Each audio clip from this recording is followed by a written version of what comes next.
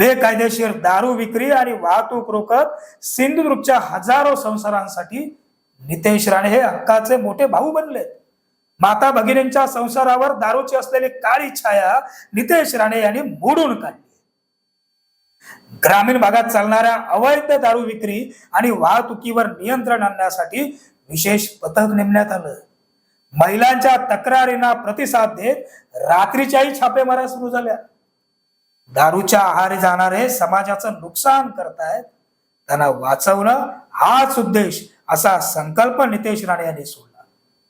सिंधुदुर्गातील माता भगिनींसाठी अवैध धंद्यांना माफियासाठी प्राणाची दुश्मनी पत्करणारे नितेश राणे आज हजारो माता भगिनींच्या संसारात श्रीकृष्णासारखे बंधुराज बनलेत। आणि अशा वेळी ज्यांची पोट या अवैध दारूवर चालतात आणि ज्यांना समाजात चांगलं काही होत असताना भगवत नाही, त्यांना हे कसं पचणार? त्यांची तर ओरड ठरलेलीच आहे। नितेश राणे, तुम्ही चुकला।